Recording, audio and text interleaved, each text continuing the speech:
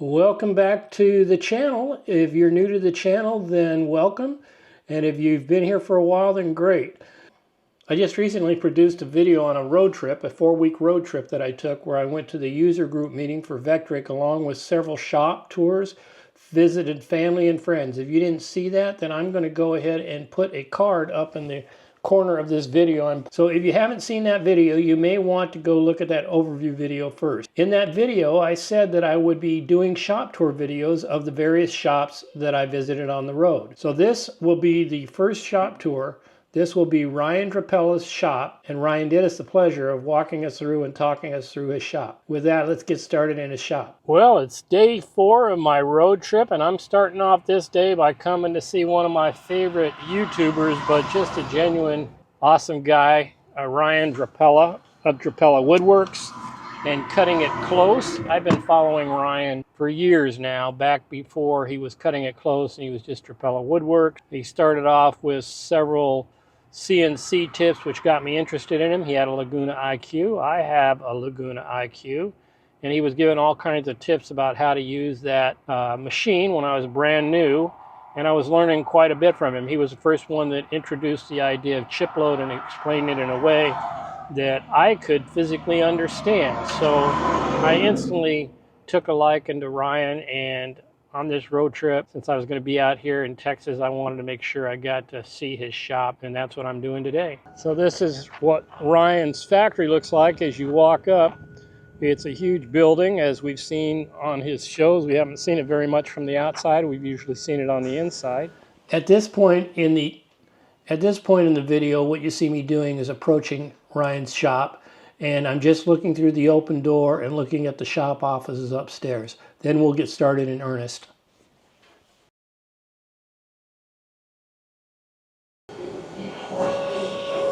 As you can see, he's got things really moving right here.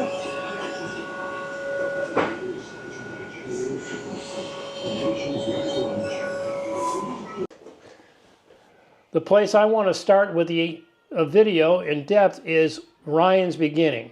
I've been following him for several years. He's taught me several different things, and I had the real pleasure of seeing some of those things that he put in previous videos, such as a photo vCarve. And I'll show you that and point that out in the video later. With that, let's look at where he started in his father's barn and how he started his business as a family business early on, back just before he started college.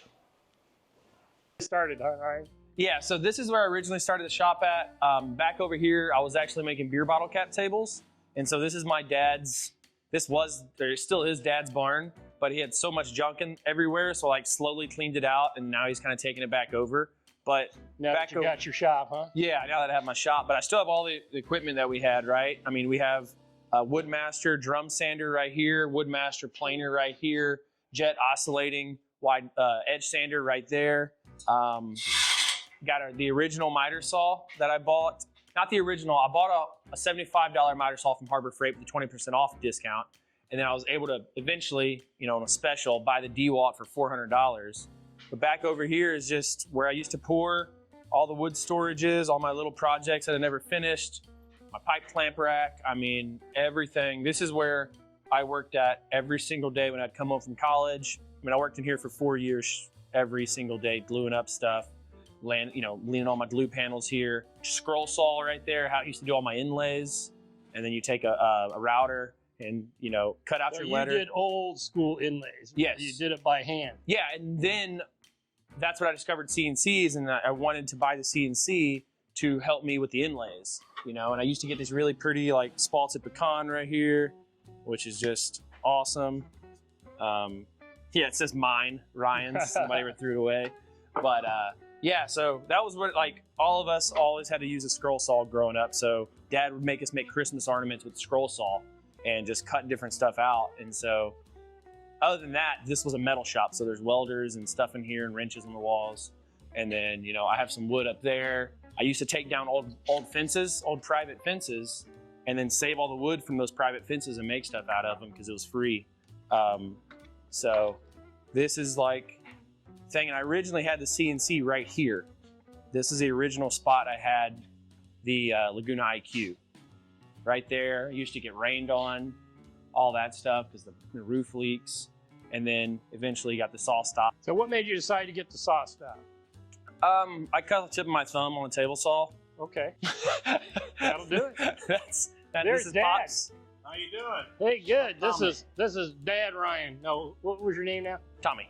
Tommy, that's right. Yeah, yep. So this is Dad's shop, and so as we started growing and expanding from there, we started like kind of taking over more of this area. This all used to be horse stalls. This is where horses would come in. So I poured concrete in 2017 right here. Eventually took out some of the horse stalls that were here and made a CNC room.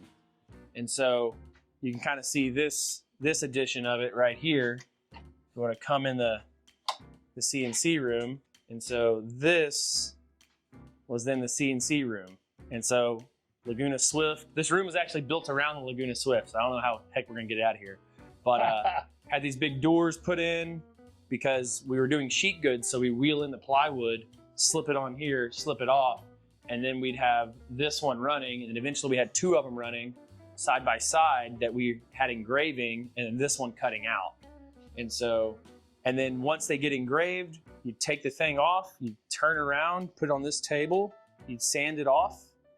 And so you'd sand off the product, and then it'd go outside to over there where we'd sand it or dip it and stain it and all that stuff. So you had a production mentality even back then. Yeah, I mean, we did $1 million a year out of here before I moved over to the shop. And I see you still use the same old school Yep.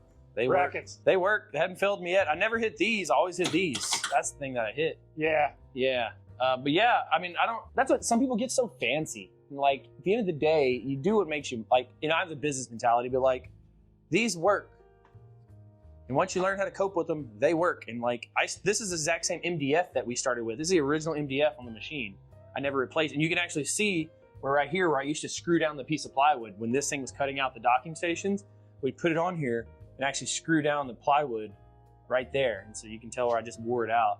And that was my hold down. I put clamps on the corners and screwed it down there. And this is the second one we got, or that's the third machine, but second IQ, and that's the Swift. And now we're taking that BAMX right now. We're making, these are really cool gifts actually. They're gonna be 2 decks of cards, dominoes, dice, and a pin. Oh, that's cool. And then you can engrave them and do whatever you want. You think you can make 2.5 or something like that out of a piece of BAMX. And so, you know, you stuff it with things, and this is like a $100 gift box right here that you can engrave.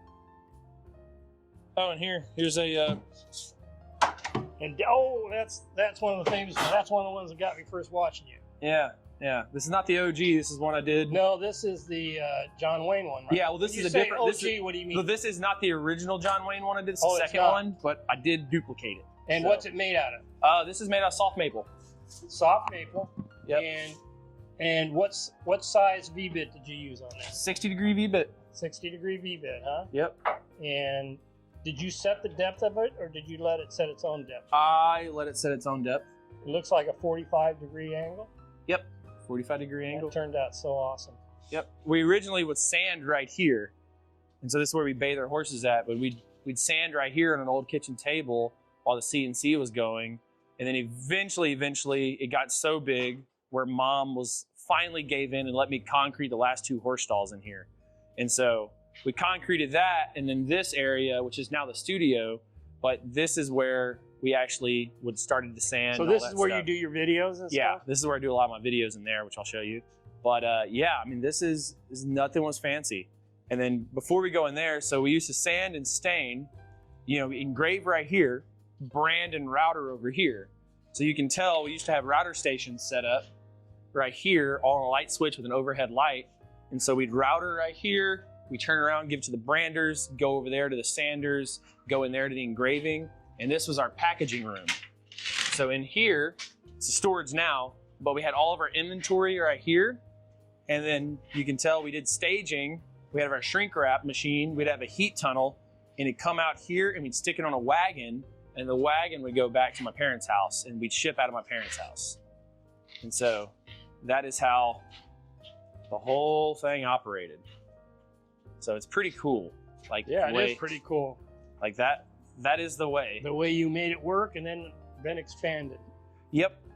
And so in here now, we built this year, And so we wanted a quiet place to film just because it's so loud in the shop all the time. And so we built a studio out, and that's where now I have a film over here and have the Onefinity over here that I get to mess around with. And yeah, I saw this. I noticed this in your last video or two where you'd had this fancy wall built behind you all of a sudden. Yeah. So he's done something with studio-wise. yeah, I just wanted it to be quieter. And then like whenever I came out with CIC You Academy. used the BAMX to build your wall, didn't you? Yep, which it looks good. It does. It's real good. That's why I said that.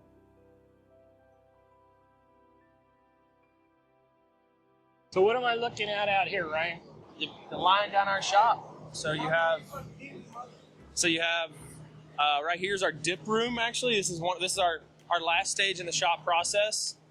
But this is where we dip product at in oil and stuff. And so like even this right here is some BAMX cutting boards that we're doing that we're actually sending off to Amazon. How does that BAMX hold up against knife blades and stuff like that? I actually think it holds up better than like walnut and maple, to be honest. And so we're sending this off to kind of compete with walnut cutting boards because it looks like it holds up better, it doesn't warp, it doesn't turn that haziness that walnut cutting boards do if you use them. Now, on the counterintuitive side of it is these are walnut cutting boards that we sell to real estate agents and stuff like that. These are like small gimmies. We laser engrave their name right there. And so this is our crazy, cool, really simple drying rack that we use, just plywood with some pegs in it. Good idea. We dip it in a big thing of mineral oil, rack it up, everything goes over here, dumps into this, and then we just strain it out with a cheesecloth and some rags back into this, and then we pour it back in there. And we get our mineral oil in a 55-gallon drum. So that's all mineral oil right there. Up there is one of the very first bottle cap tables I did. That was my college bottle cap table. So that's made with 1996 beer bottle caps. That's a lot of bottle caps. Yeah. What kind of CNC is this? It's an On-strud. So it's a dual table, dual head on-strud. So this table acts independently. And what's so cool is, that's the vacuum pump on and off. So it's not on right now, but it's nice. You'll love to see it run. So we got our dust collection running right now, so you can see all our dust tubes, and that's kind of that echo you hear. 10,000 CFM. We just have different blast gates everywhere, different blast gates for different stuff. That we run. Like for our wide belt sander right here, we have that 12-inch port going to it, and the blast gate is on an air valve. So how wide is this sander? 43-inch. 43 inches? 43-inch triple head. Actually, let me cut off that blast gate real quick. And so, so this is our wide belt. And so you got 3 heads. We typically go 80, 120, 150. And so you go up the grit range. Sometimes if we're rough sanding, we'll go 60, 80, and then cut this back head off. Each head rotates a different direction. So this head goes with the grain, this head goes against it, and this head goes with it again to smooth everything out. Pretty cool. And so like to remove a belt. Well, that's pretty fast. Giant sandpaper. This is our shop saber over here. It's our other CNC. So your first CNC, was that the Laguna? Laguna IQ 2x3 was the first.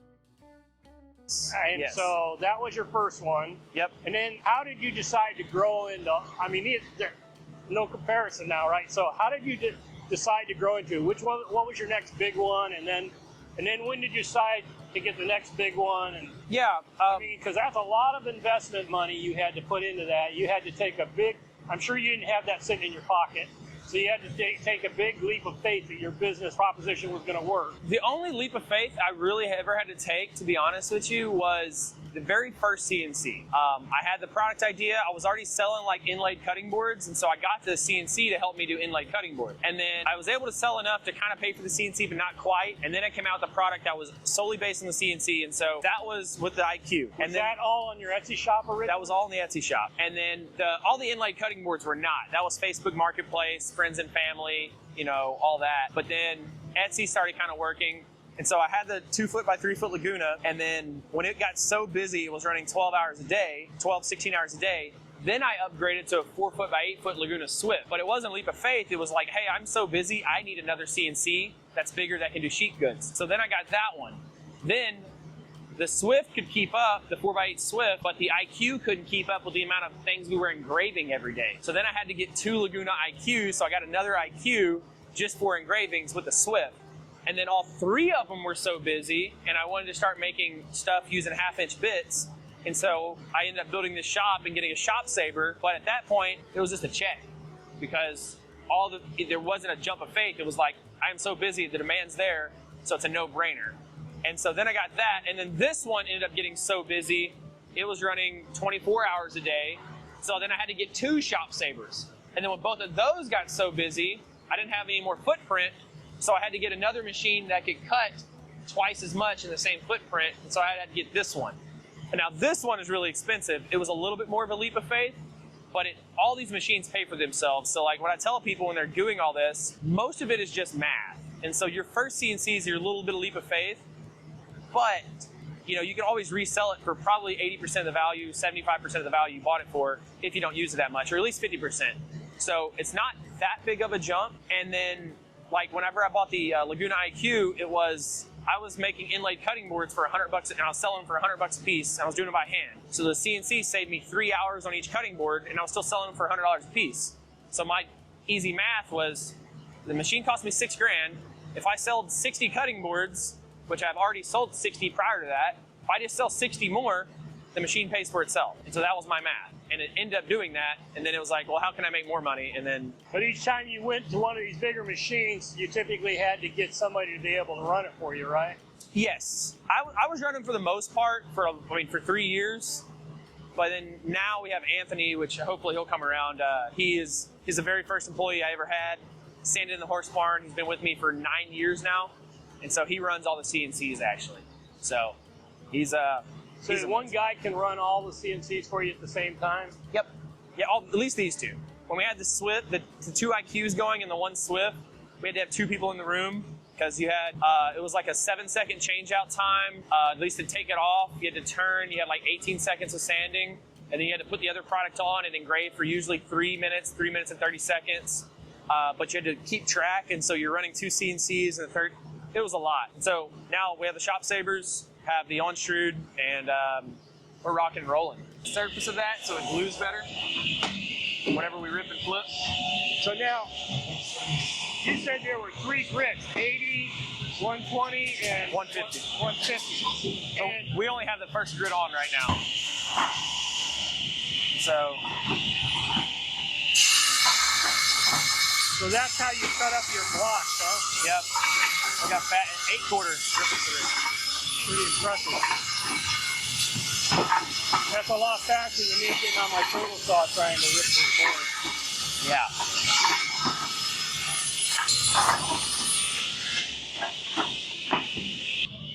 So I've seen this on your machine, your Yep. glue up. Yep. We'll be gluing some up here pretty soon. You did the race, right? Yes. This is the one where you did the race? Yeah, I did the race with Brian. Yeah. With Brian? With Brian back over there. Yeah, that's the guy you did the race with. Yeah, and right now we're just trying to glue up all of our scraps. Now, and hey, so, Brian, I got a question for you. Brian. I got a question for you. Sir. When you did the race on the YouTube video, did you really just let up for the boss? Did a tiny bit. Yeah, I thought maybe you had to. It was just, I think you do it. He did whip my butt though. I didn't want to hurt his ego too bad. Yeah. Yeah, that did that. I hear you. It's hard to hurt that ego. I got a big head. Right? Yeah. So you step on this. To show you just real quick. All right. Step on this. Oh, I see. And the glue all pops up like that. So it is pretty cool. Yeah. Impressive / expensive. So you put your glue down, bring these clamps up, you move this over, hold it down, and then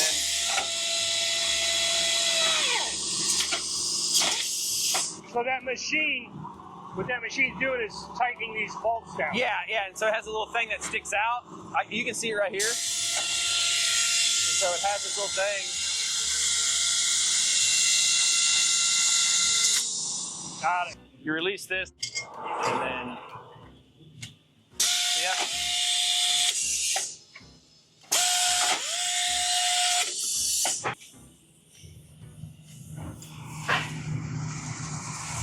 So watch your step right there.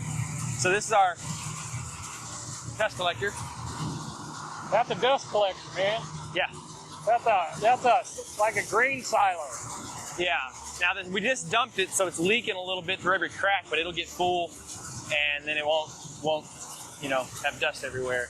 So this is your house. This is your burn pile. Huh? Yeah. That's right here in Texas. You're allowed to do burns and stuff. Yeah. This is once a week. We're burning this much every week. So this is what today is Wednesday. So that's just from Monday, Tuesday, a little bit today. You ever have a problem with sparks flying up in the fields or anything like that? Or what? No, I mean, we watch it. We'll only burn in the mornings on still days or right after a rain. And we have tractors handy just in case. So, you know, you got, I mean, just so much wood in here, you know, product that's bad. Well, you can't throw that away. You might be able to use that for something. Yeah, you say that and just so you have so much. I'm teasing just because I saw a video today on one of the YouTube channels where, like a lot of us woodworkers, you go, "Oh, I can't throw that away. I can use it."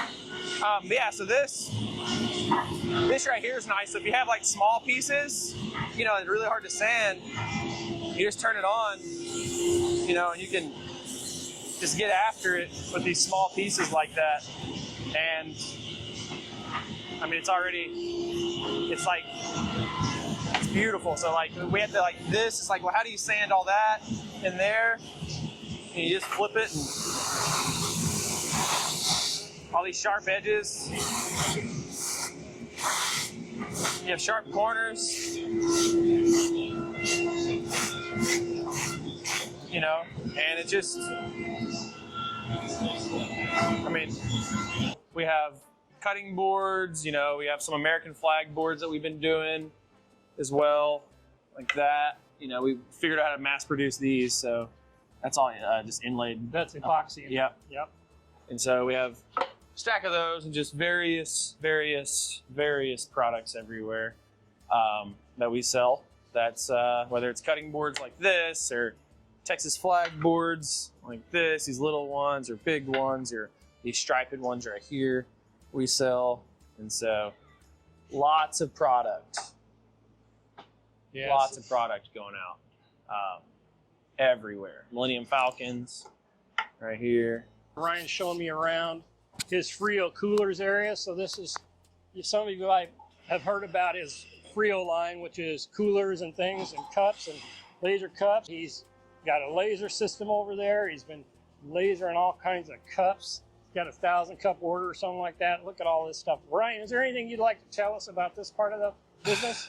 This is a little known part of my business. It's actually a pretty big deal. And so this room right here, we make leather patch hats. Any of the hats you see, we have cups going. It's just another laser. So it's technically not a CNC router like I study on and focus on, but CNC lasers work the same way. Just a little slightly different in how they shoot the beam. But yeah, it's the same operation, systematizing stuff and trying to sell a product.